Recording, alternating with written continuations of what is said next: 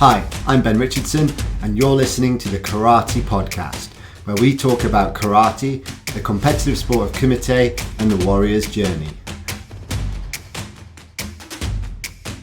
Brought to you in association with Kumite Coach, the world's first progressive online high-definition coaching platform, created by coaches and fighters for coaches, fighters, and students of karate.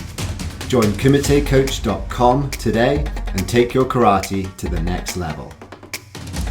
All right, guys, welcome to another edition of the Karate Podcast. I'm really excited to have with me today Ady Gray Sensei. Ady Gray is a sixth dan in Shotokan Karate. In 2019, he was appointed as the head Kata coach for the EKF national squad. He's won multiple awards for his coaching over the years. And in 2021, he became a UK coaching ambassador. Ady is also the proud owner of a fantastic dojo in Ripon. You've got to see this dojo to believe it. It looks absolutely brilliant. Check out Ady's website. He's a sought-after coach in the UK, and it's a real pleasure to have him on the podcast today. So, Ady, thanks for being with us. Thanks, Ben. Looking forward to it. Thank you. So, Ady, we're going to look back to where it all began for you and tell us a little bit about your journey into the martial arts and what brought you there. Okay, well, I started in 1978. So I was like a 7-year-old, predominantly looking really for something to do with boxing or something along those sort of lines, and then stumbled across karate, really. My stepdad was come up with something to do, and I was like, okay, I'll do this. I'm going to go to judo. Yeah, I'm going to go to judo. And it was the times when Brian Jackson, Neil Adams, all these sort of, you knew of judo, but you never knew anything about karate. So it was just something so much smaller at the time. So obviously stumbled into karate then. So yeah, I was 7 when I started, a long time ago. Nice. And do you remember much about those early days? Did you stay with the same club for a long time, or was it? Yeah. We were an SKI club, so nice. Asano Sensei's group. So you generally had 2 at the time. You had the KGB, obviously, and SKI, which is Asano Sensei. And I stayed, virtually all my time. I did have one deviation to another club for about a matter of months, and went back to where I come from. But it was it's hard. It was like everybody who talks about those times. It was hard training. Not maybe always the best instructional coaching type of training, but I'm glad I had that background. Yeah, absolutely. So you started with the SKI, so obviously a strong Japanese influence. And did you stay with them for a number of years? And were there any particular sensei, either UK based or Japanese based, that inspired you as you grew in your understanding of karate? Early days was obviously just Sensei Aidan Trimble was sort of like, when I was younger, he became the first sort of world champion. So he was unbelievable, and still is. And just it's just club instructors. Then there wasn't so much of the traveling around. There wasn't so much of the getting used to training with different coaches, and it was very small and insular then. So really, for training wise, for club wise, so you didn't get to see. There wasn't that much exposure. There was no social media to see anybody, and so it was really just within your club, within your group, that you would be looking for your role models. So Sensei Richard Langdale was my coach for our club, but the club was owned by Paul McKay, I think it was. I can't remember what his name was. We never really see him. He didn't ever come to the dojo, but when he did, you just wanted to leave. Do you know what I mean? You're in trouble. Even as a kid, to think nowadays of coaching, and to think that the kids were wanting to leave and thinking, how do I get out of this? Where can I find a window to get out? Because somebody said Paul's turned up, and you're like, oh no. So it was more club based, inspirations, and and getting a chance to train with Sensei Aidan Trimble as a younger kid was really good.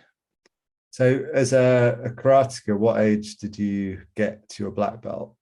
So I was 14, so it took me 7 years. Wow. 7 years.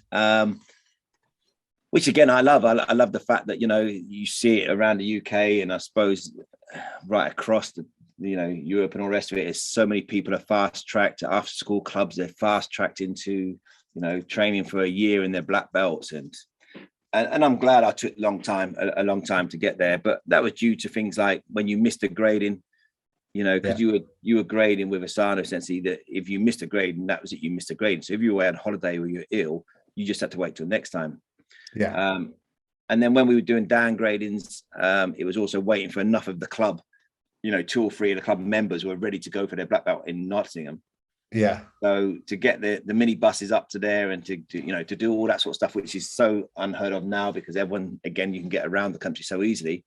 But you would wait till 2 or 3 of you were ready to go up. So there was a bit of time, whereas I was like a first queue waiting to grade and just waiting a long time and getting a little bit down about it. So I did try another club in the town where I come from, and trained there, and it was okay, but it just wasn't your home club, So went back, and by the time I went back, I missed the grading again. So I'm like, oh my God. So if I'd stuck there, I'd have been graded earlier. But again, it makes no difference to me because, your journey is your journey and you get there whenever you get there. So 14, so 14, I was downgrade. So I'm interested based on that. My own experience was quite similar to yours, growing up in the Northeast.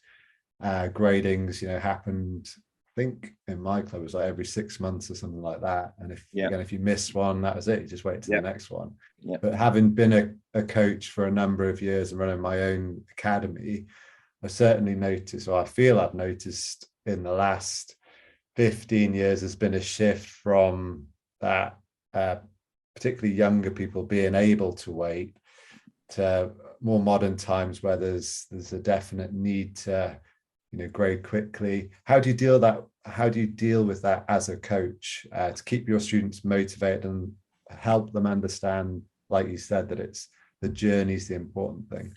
I think you start the way you mean to go on all the way through. So it is hard because you generally get some people kids come from an after school club, for example, predominantly the same guilty ones for this, where they give them new belts every time they go to a new half term because they come back next half term because they've got a new belt. But and I've had a conversation quite a few times with teaching and things like this, and we are a nation of easy. I don't know, we reward too easily, so that you have badges for turning up, you have badges for you get an appraisal or a certificate or something because you woke up this morning, or you managed to make your own breakfast, so you get another badge. And it's just a false way of developing and learning, because your own personal journey is just again about how you improve. So I want kids to learn to, rather than getting a badge or award for a grading every 3 months or every 2 months or whatever they do, if you split that down to simple facts of, okay, why do they do a punch? Why do you want to make your punch better? Any punch or any technique. Why do you want to make that better? Because you're going to get an award or, a certificate or a badge for it, or because you want to have a good or better punch for yourself? So it's about feeding them into understanding to, do it for them and get a better technique or better kata, or just improve naturally and in your own time. But not for an award, apart from the award you give yourself. Yeah. So I just challenging them. If you challenge people individually and independently for them, and not to be competitive to other people, and again, it is a competitive world, but like all athletes should really do is compete against themselves. That should be their main objective. The better you do, the better the results you can get. So I think it's just generally to make people just focus on themselves. And it's common that people don't grade or they miss gradings. And if they're not ready, they won't be allowed to grade. But it's just being honest with them so that they actually trust you, that what you're doing for the best of them. So I could put cool. You can put anybody in for a grade and put everybody into grade, and you can pass everybody, but they're not learning nothing from it. And at the end of the day, you're lying to them basically, because you put them into a grade and they're not ready for, or you passed them when they're not really good enough. So all I've done really, if I did that, was to lie to them.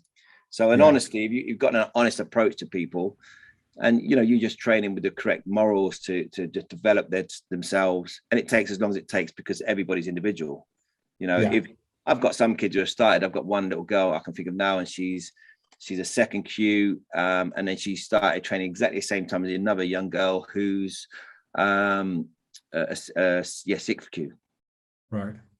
But you just motivate them both because you channel them both to what they're doing as an individual, and they're not there to look at each other to compete against each other. Yeah, that's interesting. I mean, that's a really strong message, you know, for life as well, because a lot of people do, particularly younger people now, with the influence of social media, you know, there's a very much an external focus on life, and if you're developing kids with an internal focus, that's going to take them miles in their journey as humans. But that's what it should be. You know, karate should be developing them as people as well, not just literally how good they can kick and how good they can punch. So they are serious life skills if it's taught properly. At the same time, if it's not done properly, then it can work the other way, can't it? Absolutely, yeah. So who are the main influencers for you coming up in your karate career, if there's not too many to mention, the main ones that kind of led you on? Because a lot of people get to black belt and they drop out, particularly as kids, you know, and particularly kids who get their black belt at 14. There's a lot of life to grow through there. Yeah. So what were the factors that kept you going, and who are the people that pulled you on from that point? I think again, maybe a lot of the groundings that you had, you know, allowed you to keep training rather than. I think it's very easy for a competition solely competition-minded person. Once that competition is not there, or you love the love of competition, then you're going to fall out of love with karate, aren't you? Because all they know is competition. But when you're training not just for competition, but just to improve yourself, then that boredom's never going to be there. You know, I still like doing the most basic of basic techniques because I still want to make them better. I didn't really get into much competition. When I was younger, I did a few of the SKI national events, but we just really weren't focused on karate. So my biggest inspiration for me is Sensei Dave Hazard. Yeah.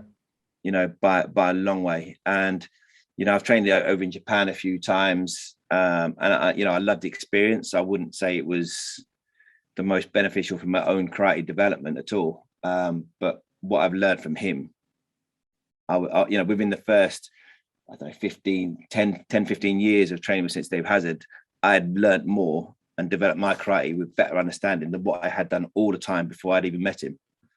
You know, I think that was just completely overwhelmed with knowledge. So I don't know. I think it's, Sensei Dave Hazard is one of the most important people to me. Sensei Aidan Trimble, again, trained with quite a few times with him, loved him, great instructor. But really, again, I don't copy. I don't really look at other people too much. I worry about what I'm doing and the knowledge that I've got, rather than this modern society of copying. You know, and it's all great. You can be inspired people, but you should better. I think individually you can do that yourself. You know, by achieving and seeing yourself improve. That can be enough to keep you hungry, to keep you want to come back for more. You know, you gain a little bit of knowledge, or you go to a course, or you train somewhere, you get a tiny bit of knowledge out of that is enough to feed you for the next 6 months. Yeah. So I think a lot of it can be self-motivating. And I think it's either in you or isn't. You know, when you say, like you said, you get a lot of people who will maybe change or get to 14, and they maybe that's the club that isn't challenging them enough. You know, again, you go back to other clubs and they're 14 and then they're on a pathway to be instructors, and they're 16 and they're making up all these titles just to keep them at their club. Yeah. None of my students have that, and they've all been with me. All my downgrades have been with me from day one, and they're never fast tracked or pushed into coach. And some people can't coach, so why would I make them a coach? Why would I make them interested instructors? So some people have to try and motivate people to keep them coming by offering something new. But you should be able to challenge them karate with knowledge, you know, and being open-minded to try this and try that and experimenting with different ideas. That will keep people motivated and keep people interested, and then they won't need to lose interest, you know. But I think you buy people and they'll just fall away eventually anyway. Yeah. So, so with your journey then, what point did you start to coach, and then how did that coaching career start to progress for you? When I went in the army at 16.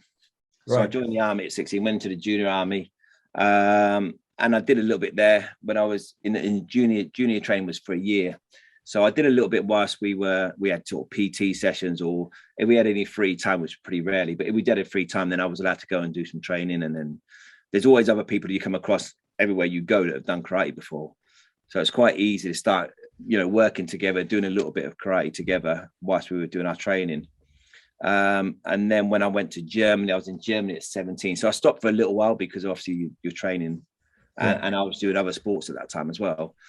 And then when I went out to Germany at 17, I sort of picked it up again, and they wanted a karate club, and we started doing a karate club there, and that's where I first started teaching. So I was around about 17, 18, well, probably about 18, 19, right. But it wasn't teaching as in, setting your own club. It was just doing a little bit of things with people who got things in common, and doing a little bit of training like that. And then it developed from there, really. Did other sports, and then when I moved to Ripon, so about 26 years ago, that's when I really started getting into coaching, and that's when I set up a first club then.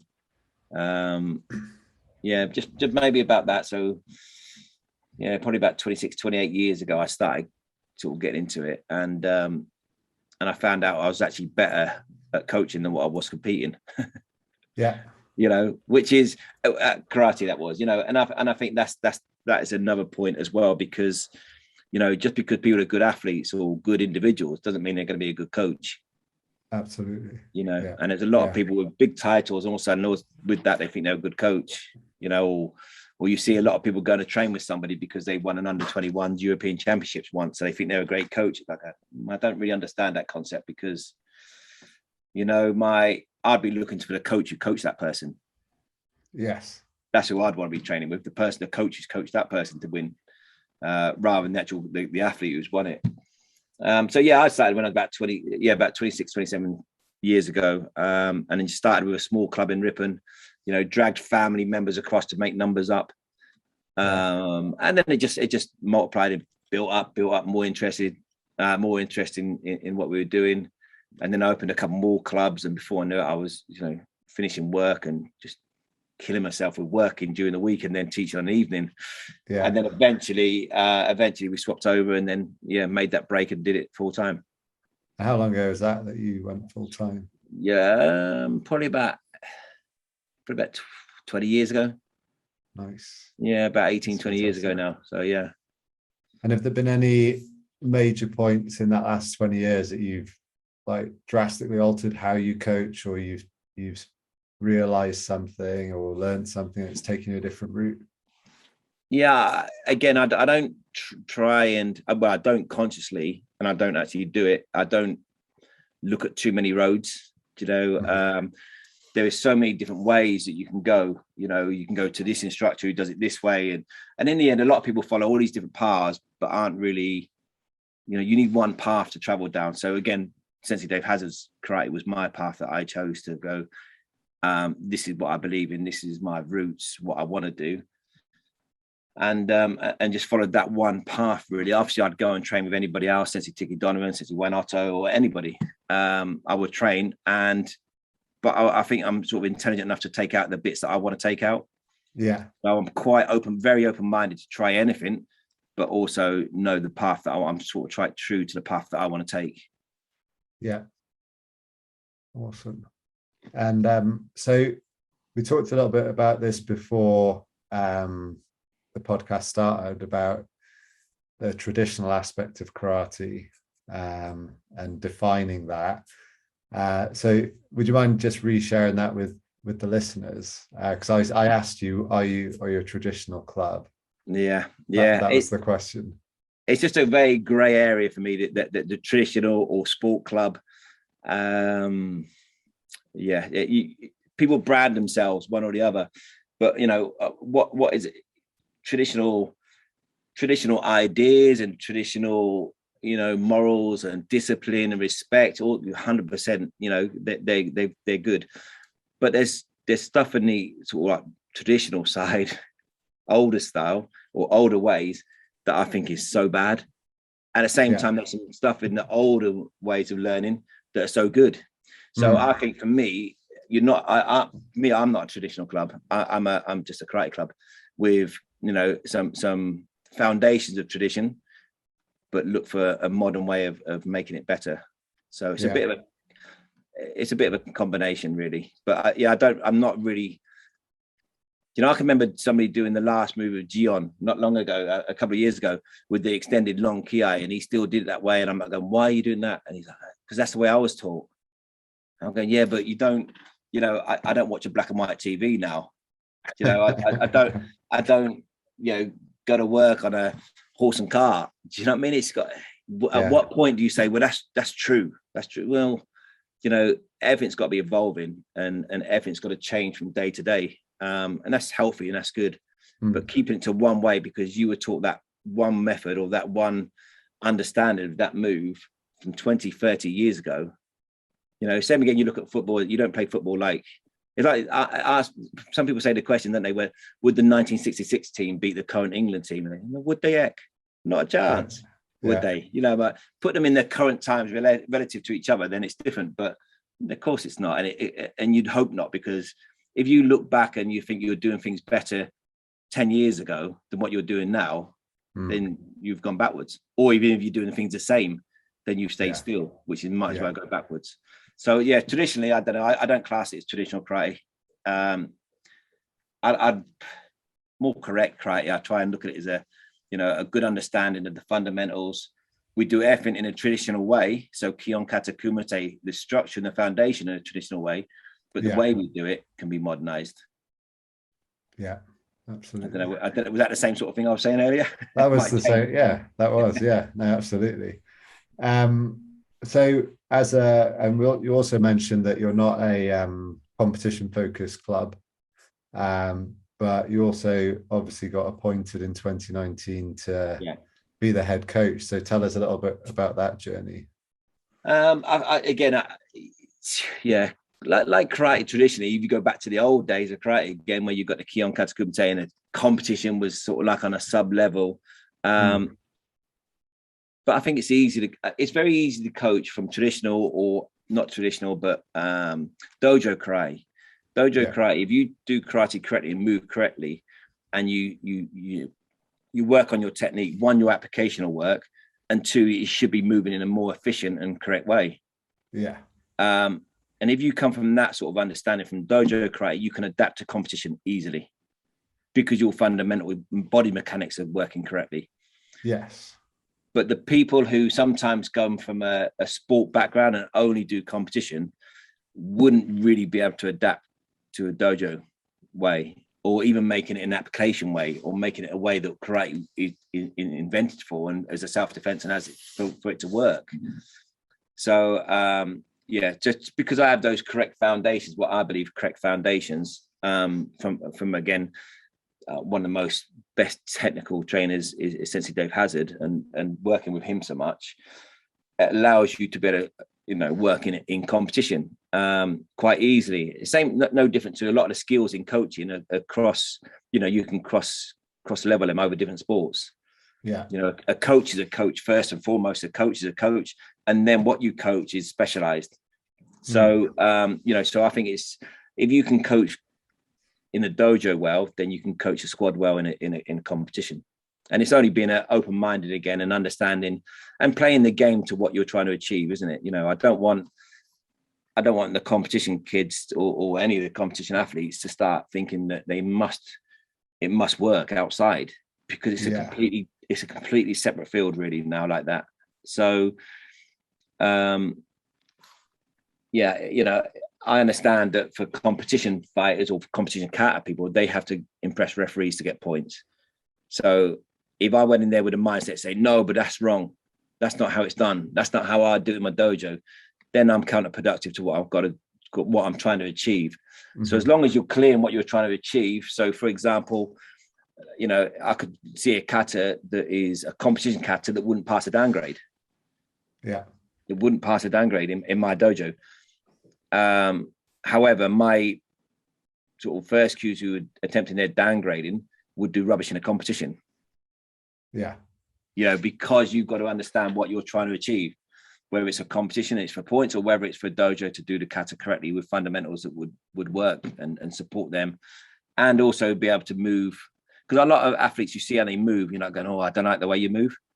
Now, maybe, again, we go back down the lines where people are becoming 50, 60 years old and are starting to struggle mechanically. Their body is starting to give way through bad practice. Yeah. And one of the most important things is that longevity, isn't it? So, if you move correctly, that you do in a dojo, then you can have a long career and you can always do karate forever. You don't need to stop because your body's given up on you. And sometimes when people cheat in the competition circuit, it's just to get a medal now. So they will do anything to their body in a negative way with no long-term understanding of how it's going to affect them. But it gives them a gold medal in the Central England Championship. They've done what they need to do. It's like, and I tend to look on a bigger picture. Yeah. So it's a longer-term project for athletes rather than just getting a medal now. So if they mechanically move correctly, like you would do in your dojo, then they will develop. We've got one now, Nat Hearn. He won the Commonwealth Senior Championships, and he just got out to the Worlds in Konya, and he's lightning fast. He's so fast, and you watch him, but he never finished the technique. He didn't mechanically move that well. He wasn't that efficient. He was just lightning fast, and at the time he just relied on that to get him, to do well in competition. But it wasn't, his aims weren't high enough at what level of competition we want to try and achieve. And now it just clicked into place. Sorry. And it's just clicked into place. And now his technique's starting to catch up as well. So now he's got an all-round brilliant speed, execution of kata is brilliant. And he finishes his technique and he can hit a bag harder than anybody else I've seen hit a bag. Great stuff. So that's from correct body mechanics. Yeah. And it is funny because when I've had the squad here, sometimes we get them to hit bags, and honestly, it's quite scary to see the bags are battering the athletes, and the thing is, a kata has to be believable, and if they can't hit a bag, then I can't believe their technique. Yeah. Or that punch or that kick, it just wouldn't work. But you can understand that by body mechanics. I don't have to see and put a bag in front of them and test them whether they can hit a bag or not. Their body mechanics and their body alignment will tell me whether they can hit a bag and throw a bag. Yeah. So it is. I think it's quite easy to adapt as a coach. And did you find any difficulty in taking on a squad that was made of all styles karate? Because obviously Shotokan has a different focus from Shito-ryu and so on and so forth. But when I first went into the when I first applied and did the presentation, the first thing, one of the most important things, was to have style specific coaching. Right. Because again, sport is sport, so you can coach. You can coach other styles, because karate across the styles isn't that different, is it? The result of what we're trying to achieve is the same. In fighting arts of any kind, it isn't that too far, shouldn't be that far from each other. So crossing those styles in karate isn't that hard, but the finesse and the timing and the understanding of the different style, I don't know, and I wouldn't make out.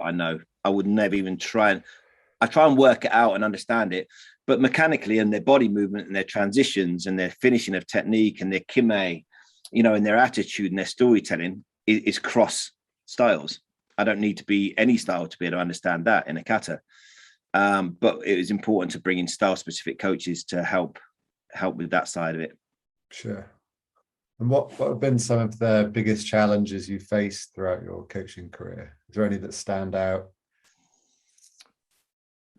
No, I've been lucky really, because I've had the grassroots, which I love. That's what I love. I love that day-to-day club training. And then we've had the once a month getting together for the England training.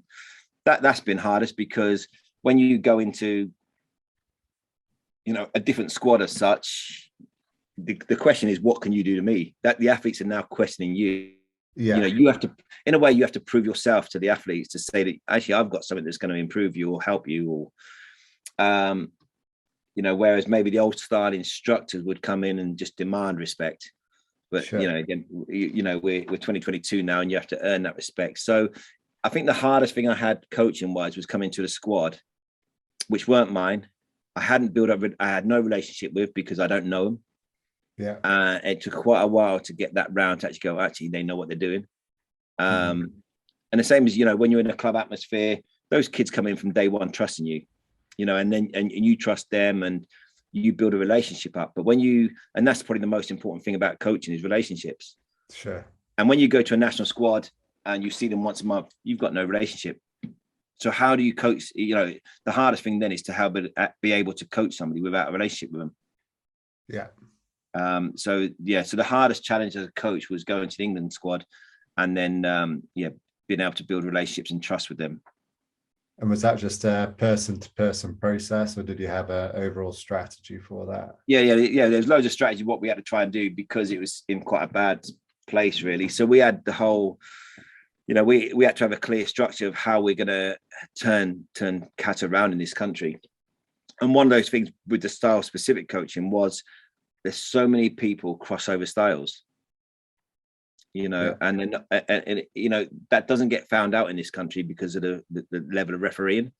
But you go to a European and Worlds, and it will get found out. You know, they know that's a Shitori person doing a Shotokan Kata, or vice versa. Yeah. And over here, the knowledge is less, I think. And the reason why, I mean, we're not a Shitori style country, are we? I mean, we're Shotokan Wadaru predominantly. But you know, probably we're looking at probably about 70% of the squad of Shitori. And at those 70%, I would probably add roughly about 40 to 50% come from Shotokan or Wadaru. You know, that's their foundation. Then they'd start adapting to Shitori. Do you think that's because of the length of katas? That's what I hear a lot of competition. No. The true reason I believe is, if you look at the whole refereeing structure and the history of England. So we're predominantly Shotokan Wadaru. So if I'm a Shotokan referee and I'm watching a Shotokan Kata, and anybody who does that style I could pick 10 faults up. Then somebody showed me Shitori Kata, and I'm not going, actually, I don't know this kata correctly. I'm not sure. I think I can probably pick about 3 things up. So then when I've got a flag in my hand, you know, before the point system, it was a red or blue, it goes against Shotokan every time. Yeah. Just because a referee is Shotokan, or a Wadaru person would probably understand Shotokan more. So I think that was a way. So then in this country, what you got then is the coaches in this country, or some of the club coaches, started going, okay, well, Shitori is winning in this country, and if Shitori wins in this country, then we need to do that. And again, that's a short term. That's for a medal now. Yeah. And again, when I work with England stuff, I'm not looking at medals in this country. I'm looking at medals, what's working abroad and what's happening abroad. So I think the reason why there's so much Shitori is just simply because people use it as a little bit of a loophole to get medals in this country.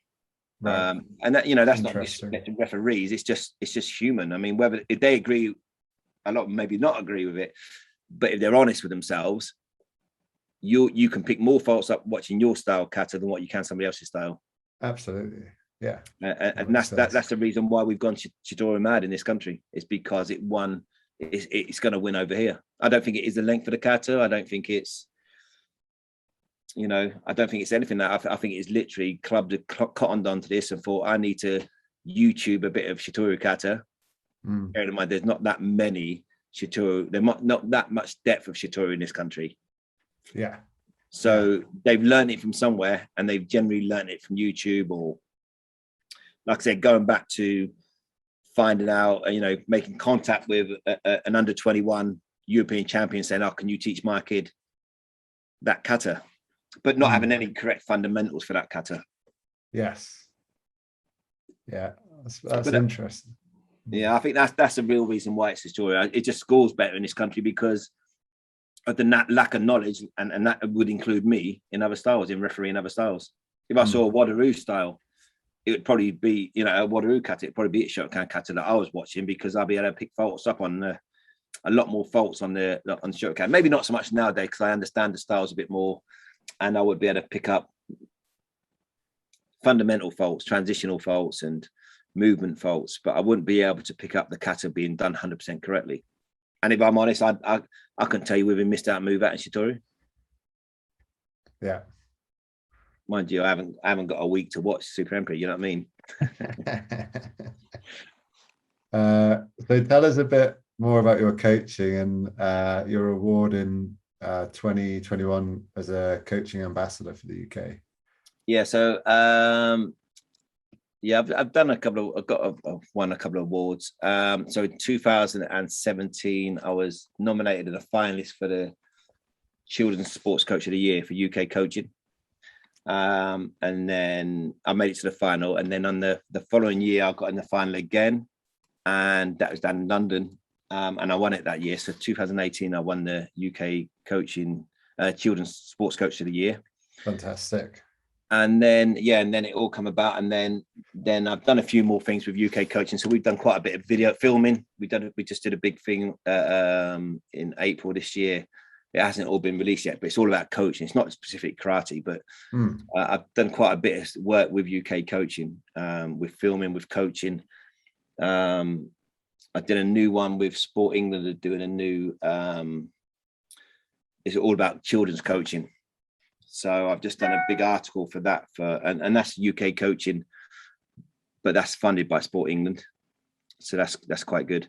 And then just got asked if I'd be one of the UK coaching ambassadors for UK coaching. So fantastic. I did that from last year, about last year. Well, what we know, last year it was, yeah. And so as a coach, and obviously someone who's successful at coaching, are there any particular things you'd like to see introduced into karate coaching generally? Any structures or any formats to help not the sport, but just the art itself improve? I think it takes, separate what you're coaching. So what we need to do, and this is, again, it's a karate problem again, but we need courses and we need structures and we need coaching development programs within England. Now, I don't know any group out there that provides that, but to make better karate people, and I always say for me, England squad, I can do what I can do as much to the best of my ability.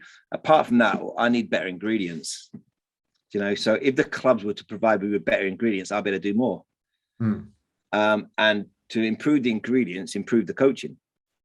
And that's not then going down the old school, what people always criticize other people. I don't do like that. I do like this. That's irrelevant. Let's forget about how you specifically do that move in that kata, or this move in this. We can all learn from each other how to do that. But what we can do and what doesn't get happen in karate is there is an improvement in coaching and understand how to be a coach. Because I wouldn't call myself a karate instructor. I'd call myself a karate coach. I think the biggest thing that we can do in this country for karate would be to improve the coaching standards. But you come across the ego, and I can remember talking to sort of one of the senior coach I knew or know, and I was talking to him about this, and he was like, "What?" He said, "I wouldn't come on some coach's course. I've been coaching it for 30 years, 40 years, or whatever. I ain't going to come and get taught how to coach from somebody." And I'm going, "Well, what can you do with that?" That's the answer there. And then, so whether it's working a lot in UK coaching, it's quite good because you get to talk to lots of other coaches, GB coaches and all sorts of different levels of coaching, and the amount of stuff you learn just by talking to them. Again, the biggest thing I would learn from UK coaching is relationships, building a better relationship with anybody you're coaching. You get to understand somebody better. And we did this before the Commonwealth Championship. So we had a 3-day training camp in Ripon. So they stayed 2 nights. We trained 3 days with them. It was karate, we did yoga, we did swimming, but we had so much time together as a small group, 17 athletes, 3 coaches, or 4 coaches, including yoga, and a physio with us. That with the bonds that were built just on that, and that's as much development that's happened in the last God knows how many years in English karate, especially in the EKF, is that we work together in a close knit group and get to know each other. And I can remember one of the coaches I was talking to, GB coaching, and he would go to one of his athletes' christening, and I was like, going, "What?" He said, "Oh yeah, I'm off to his christening." And I was a little bit at the time, sort of a little bit old school, like you separate yourself. You don't. It doesn't. There's a line, and that's it. Instructor, very Japanesey again. You end of class, bye bye, see you later. I've done, and I think I was like that myself.